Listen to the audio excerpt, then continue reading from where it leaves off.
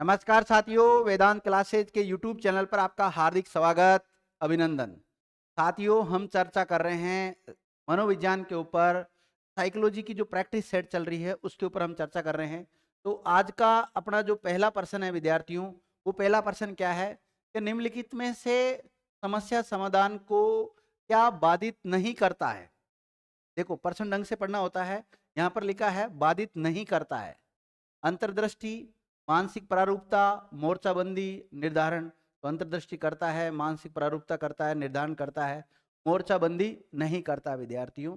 तो इसका इंग्लिश और हिंदी दोनों शब्द इसके याद रखना विद्यार्थियों। अंतर्दृष्टि को क्या कहते हैं, मानसिक प्रारूपता को क्या कहते हैं, मोर्चाबंदी, निर्धारण वगैरह, इनको सबको क्या कहते हैं। तो एंटरटेनमेंट बोलते हैं वैसे इसको, मोर्चाबंदी को। अगला जो प्रश्न है, अगला प्रश्न क्या है कि मनोविश्लेषण सिद्धांत का प्रतिपादन जिन्होंने किया उनका नाम क्या है। मनोविश्लेषण सिद्धांत, Alfred Adler, Sigmund Freud, Karl Jung और गार्डनर। तो राइट आंसर क्या जाएगा, सिगमंड फ्राइड। क्या चला जाएगा, सिगमंड फ्राइड राइट आंसर हो जाएगा अपना। अगला प्रश्न देखिएगा, अगला प्रश्न क्या है कि परिवार बच्चे को निम्न प्रकार से शिक्षा देता है।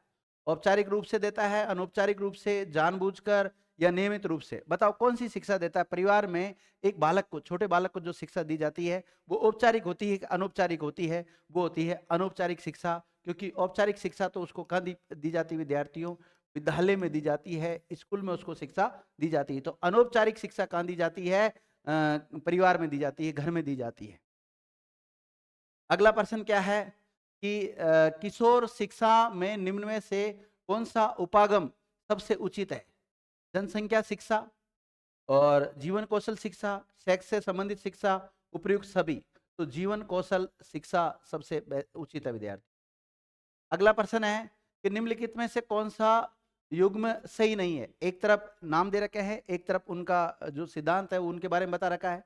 एक तरफ दे रखा है वॉटसन व्यवहारवाद, जॉन ड्यूई संरचनावाद, जीन पियाजे संज्ञानात्मक विकास से संबंधित है, और वर्थिमर गेस्टाल्टवाद।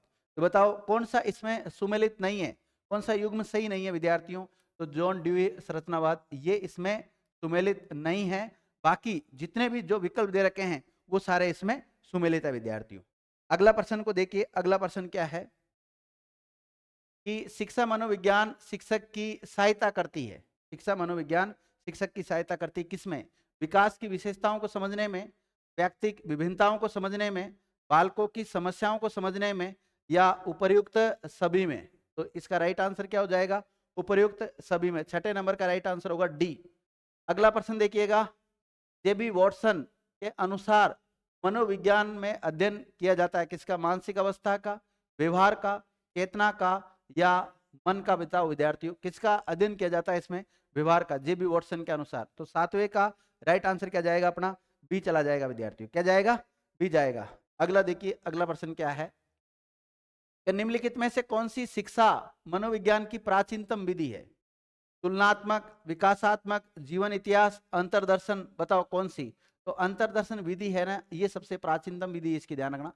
इसका एक्सप्लेनेशन भी कर रखा है कि शिक्षा मनोविज्ञान की प्राचीनतम विधि में अंतरदर्शन विधि आती है, जिसे हम आत्मनिरीक्षण विधि भी कहते हैं। और इस विधि में स्वयं के व्यवहार का अवलोकन किया जाता है, खुद के व्यवहार का अवलोकन किया जाता है इसमें, और ये सबसे प्राचीन विधि मानी जाती है इसको। अगला प्रश्न देखिएगा, अगला प्रश्न बहुत शानदार तरीके का प्रश्न है विद्यार्थियों कि राष्ट्रीय शैक्षिक अनुसंधान एवं प्रशिक्षण परिषद ने वृद्धि का शिक्षण के लिए कौन सा विभाग खोला गया है। तो इसमें श्रम एवं रोजगार विभाग, मनोविज्ञान विभाग, राष्ट्रीय भौतिकी विभाग, या उपयुक्त कोई नहीं। तो मनोविज्ञान डिपार्टमेंट खोला गया है। अगला देखिए, शिक्षा मनोविज्ञान संबंधित है किससे, अधिगमकर्ता से है, अधिगम परिस्थितियों से है, अधिगम प्रक्रिया से है, या उपयुक्त सभी से है। तो 10वें का जो राइट आंसर जाएगा विद्यार्थियों वो क्या जाएगा, उपयुक्त सभी। क्या होगा विद्यार्थियों, उपयुक्त सभी राइट आंसर होगा। शिक्षा के प्रति मनोविज्ञान का सबसे महत्वपूर्ण योगदान निम्नलिखित में से कौन सा है। शिक्षा के महत्वपूर्ण लक्ष्यों का पता लगाना, व्यक्तिगत गुणों के आधार पर शिक्षार्थियों का विभाजन करना, मानव व्यवहार का ज्ञान प्रदान करना, अध्यापक के द्वारा उचित शिक्षण विधियों को अपनाए जाने में सहायक होना। तो राइट आंसर जाएगा इसका डी। कौन सा चला जाएगा, डी राइट आंसर होगा विद्यार्थी हुई।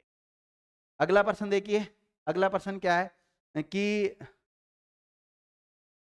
अगला प्रश्न देखो, निम्नलिखित में कौन सी समस्या शिक्षा मनोविज्ञान के क्षेत्र में आती है? शिक्षकों की अनुपस्थिति, शिक्षा के गिरते स्तर, विद्यालय बच्चों का कम या शैक्षिक पिछड़ापन? कौन सा इसके शिक्षा मनोविज्ञान के क्षेत्र में आता है? तो शैक्षिक पिछड़ापन आता है विद्यार्थियों। कौन सा? शैक्षिक पिछड़ापन आ जाएगा। 12वें का जो राइट आंसर है वो क्या जाएगा? डी जाएगा। अगला प्रश्न है कि निम्नलिखित में से कौन मनोवैज्ञानिक नहीं है? John Dewey, Watson, hall, Skinner. तो जॉन डीवी नहीं है। अगला प्रश्न है कि समग्रता के सिद्धांत के प्रवर्तक है, समग्रता के सिद्धांत के प्रवर्तक कौन है? आर एम गेने, वर्दीमर एम अन्ने, बी एस बलूम और बी एफ स्किनर। बताओ कौन है विद्यार्थियों? तो वर्दीमर एम अन्ने। कौन जाएगा? वर्दीमर एम अन्ने। 14वें नंबर का जो प्रश्न है इसका राइट आंसर होगा बी। कौन सा होगा विद्यार्थियों? बी राइट आंसर होगा, ध्यान रखना इसका। अगला प्रश्न देखिए, मूल प्रवृत्तियां का सिद्धांत देने वाले कौन है? विलियम मैकडूगल, थॉर्नडाइक, साइमंड्स और एडलर। तो William McDougall, right answer A होगा। अगला प्रश्न है कि छात्र के असामान्य व्यवहारों के अध्ययन के लिए निम्नलिखित में से किस प्रणाली का प्रयोग सही है? अंतर्दर्शन प्रणाली, व्यक्ति इतिहास प्रणाली और समाज मिति प्रणाली का और विकासात्मक प्रणाली का। बताओ कौन सी विद्यार्थियों? तो व्यक्ति इतिहास प्रणाली राइट आंसर होगा इसका। 16वें का राइट आंसर क्या होगा? बी। क्या होगा? बी होगा। अगला प्रश्न देखिए विद्यार्थियों, अगला प्रश्न क्या है कि लिंडग्रेन के अनुसार शिक्षा मनोविज्ञान का नाभीय केंद्र क्षेत्र नहीं होता है। नाभीय केंद्र क्षेत्र नहीं होता है। अधिगमकर्ता, अधिगम विषय वस्तु, अधिगम प्रक्रिया, अधिगम परिस्थिति। तो ये नहीं होता, अधिगम विषय वस्तु नहीं होता। 17वें का राइट आंसर क्या होगा? बी होगा। 18वां देखिएगा, निम्न में से कौन सा एक वाद शिक्षा मनोविज्ञान के नियम पर आधारित है? आदर्शवाद है, प्रकृतिवाद है, प्रयोगवाद है या कोई नहीं? विद्यार्थियों 18वें का जो राइट आंसर है वो दो जाएगा, 2 नंबर, प्रकृतिवाद। क्या जाएगा? प्रकृतिवाद। अगला प्रश्न देखिए, आत्मनिर्भरता शिक्षा का तात्कालिक उद्देश्य होना चाहिए। ये आदर्श वाक्य है किसका? अरविंद घोष का है या पेस्टोलॉजी का है या गांधी जी का है या प्लेटो का है? बताओ, आत्मनिर्भरता शिक्षा का तात्कालिक उद्देश्य होना चाहिए, ये किसका आदर्श वाक्य है विद्यार्थियों? तो ये है प्लेटो का। किसका है?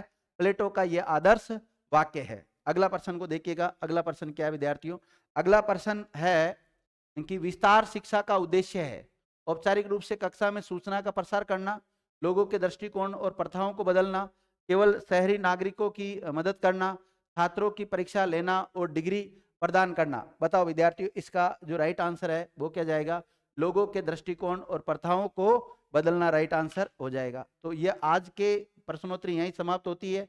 नेक्स्ट प्रश्नोत्तरी के साथ नेक्स्ट क्लास में मिलते हैं। थैंक यू मित्रों।